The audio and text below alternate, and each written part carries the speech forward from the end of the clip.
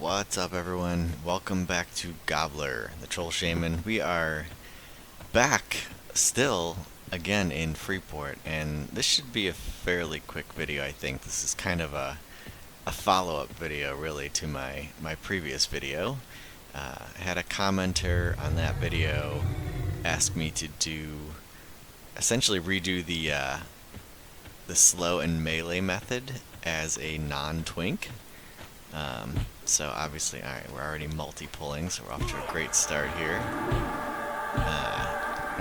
So obviously in the previous video, I had a lot going for me that really helped that method. I had my fungi tunic, I had the fungi staff regen, I had my haste belt, so I've kind of stepped everything down a little bit to what it would be like to not be a twink shaman. So I took off the herbalist spade and I replaced it with a poison wind sensor. This is a very attainable weapon, I think, for a shaman who's mid-40s. I removed my haste belt, which was 34% haste, I think, and I replaced it with silver shit and hand wraps here, which is their 22% haste. Again, very attainable for a shaman in the mid-40s. Those go for like 1500 in the tunnel. I didn't even have those, frankly. I went and picked up a pair just to do this test, so you're welcome, whoever out there requested. What else did I do? Obviously, I took off the JBB. I won't be using that. And I also took off my Hierophant's cloak. I mean, it's a pretty pricey item. Not like that's going to make a huge difference here. It's more health and mana and some stats, but I don't know. It just felt like the right thing to do to even things out a little bit. Even though I left on my Oathmere Prexus totem, again, I just don't think it's going to make that much of a difference. So I think we're good there. I'm wearing my fancy new totemic breastplate. I've had the pieces kind of sitting in the bank for a while. I just never bothered turning them in, so I finally went and did that since I was going to be taking off the fungi tunic to have something nice to look at. So got my breastplate to go with the helm now. Yeah, so we'll kind of do the same process here. I'm going to be going for an hour and just seeing how we do in terms of experience, in terms of cash drops. Obviously, I think for this one, it's going to be considerably less than the previous method, just because I think we're going to get slowed down by not having the health and mana regen and stuff like that. And, of course, the lesser haste, lesser item, or lesser weapon. But we're going to give it a go and kind of see how things round out here. I'm really hoping... I don't think I'm going to level. I'm at 88% in 45. The last time around when I was doing it twinked, I got, I think, 14% from the slow and melee method. So obviously I'm not going to get that this time. Maybe I'd get 12, which would ding me. So I don't know. I have a feeling it's going to be closer to like 10% experience, but that's just my guess. So hopefully we're safe here to not ding and have things be consistent, but that is a little bit of a concern going into this. I could have, died and lost XP to make sure, but I'm not that committed to the test. So we're just gonna hope we don't level during this so that everything stays consistent. I am actually a little concerned about my pet. I've got a damage DPS meter going off screen to kind of keep track of how much damage he's doing versus how much damage I'm doing. There have been times in the past where, if I get like a string of misses, the pet will start to out DPS me. That was more so when I was using like the herbalist spade. It was a little slower. I might not have that issue so much with the wind sensor. But again, something I needed to just keep an eye on. So I don't have a max level pet right now. I'll probably recast him. But once you get a max level pet going and you haste him, he starts doing some pretty good damage. So that was just something I know that I need to be maybe not concerned about, but keep an eye on. Obviously, if the pet does more damage than me, he's going to take half the experience, and we don't want that happening. So just something I'm going to have to keep an eye on. I'm also obviously going to be casting my own chloroplast here. So I'm not using the fungi staff, but I'm still going to use my shaman tools available to me and use my chloroplast spell to get my health regenning. So that's definitely fair game. Obviously that's going to cost me mana, whereas the fungi staff didn't before. But that'll also slow things down a little bit, so we'll see kind of how that turns out. Yeah, okay, so it is an actual concern fighting this guard here. I was doing a little bit of casting, casting my darkness to slow him and stuff like that, and the pet started to pull away from me on damage, so I had to back him off while I beat on him for a while. So I think I still don't have a max level pet. He's hitting for 41. Max level pet would be hitting for 43 right now. So he's one level under the max. But I do have him hasted. So I think when the haste wears out on him, I'm probably just going to let him ride that way. Because I don't want to be fighting with him for top DPS every time and having to check my damage meter. So yeah, I mean, good news is, the Shaman pet remains kind of a beast mode. Really good extra dot damage when doing this type of technique. Well, the verdict is in, ladies and gentlemen. Our hour is up. We started at 88% experience. We ended at 96% for a total experience gain of 8%. We killed 22 mobs. We gained 205 platinum, which is about 9.3 plat per mob. And what was that? It came out to about 0.36% experience per mob killed. During the run, I stayed in East Freeport the whole time.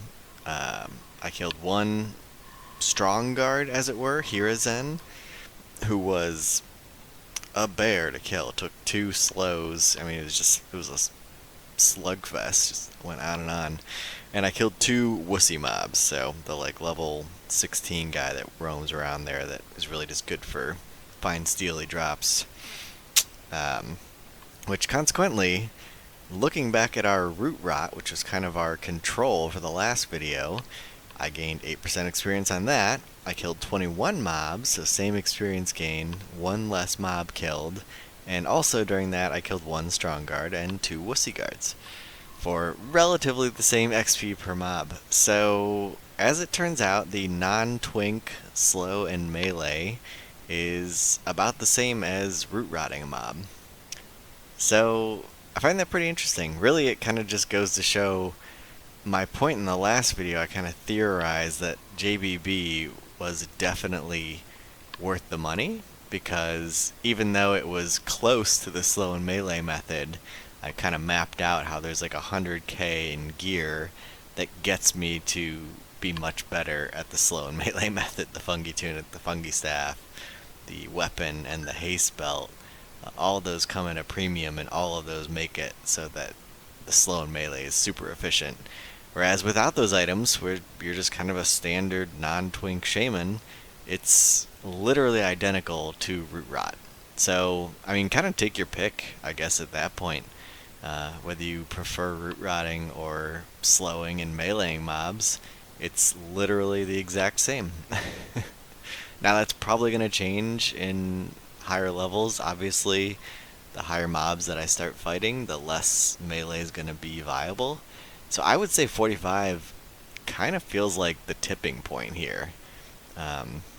This is where probably from here on out, meleeing mobs just doesn't really make much sense as a shaman unless you've got, like I said, a ton of gear that gets you to that point. But it's shocking how almost identical it was to the root rot method. I mean, really the only thing that was different is I killed 1 more mob, but got the same experience gain and a little more platinum just by luck of the draw. So there you have it. Whoever requested this video out there, thank you for watching. Thanks for asking for it. And yeah, this was again pretty interesting to find out. how this kind of stacks up against everything. So, wish I had done it in the previous video and mashed that up, but that's okay. We got it here. We got it tracked, so now it's out there for anyone who's curious. I did think, like, just for anyone who's watching, who's wondering, like, where do you sell all the stuff here? I don't know if I did this in the last video. I don't think that I did.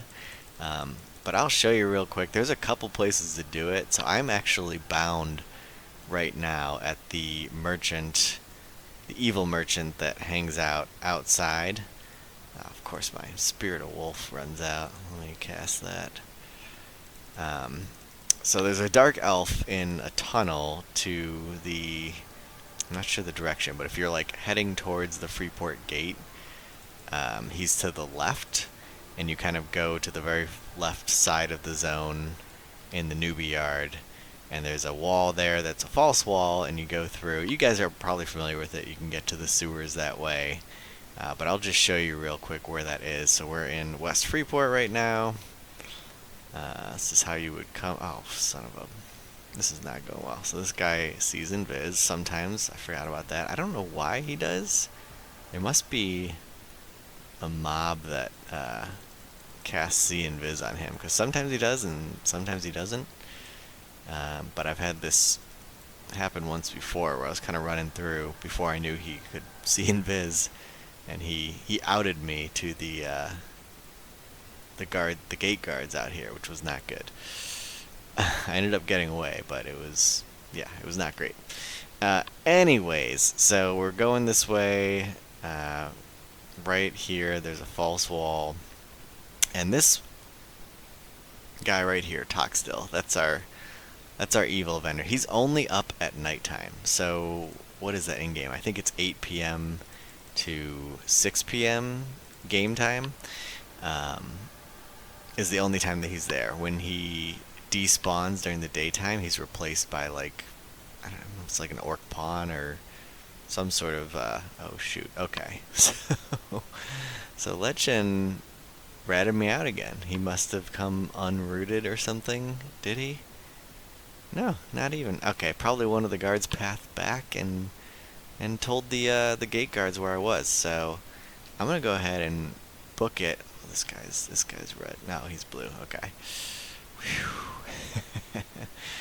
Alright, we're gonna book it back to East Freeport. Guys, if you're not interested in vendors, you can pretty much stop watching here. I'm just gonna show you. There's another vendor, which honestly I found out about after I bound myself by the guy up front. I think that this vendor is actually more convenient, the one in East Freeport. Because he's there day or night. You don't have to worry about like what time it is in game time. And I also found myself killing more here in East Freeport than I did in West. I would bounce back and forth when I ran out of mobs, but definitely spent more time here. I think there's more mobs here in general, so it just ended up being more convenient usually. So you kind of saw the way that I came. I'm weaving behind these buildings here. You can kind of rewind if you didn't see. And then I go through here. There's the pit down here that's kind of like the slums area of Freeport. We're not going there. We're going right here. This is also kind of a slum area. If we go behind here, I know this is kind of like hard to describe, but just watch this a couple times if you need to. So this door right here, there's two doors here. We go to the furthest one here towards the ledge. Once we're in here, we're safe. We can drop invis. And we go down another false wall. Freeport loves their false walls. See, ran through the false wall. Go down the stairs some more. Open the door. More stairs. And then we get to this sort of little hole in the wall area here, where there's a bunch of different evil caster class, like guild masters here, and then just a bunch of vendors as well that you can sell to if you're evil. Yeah, so that's about it. Just thought I'd show you guys that one real quick if you're curious. And yeah, signing off. We'll see you guys in the next one.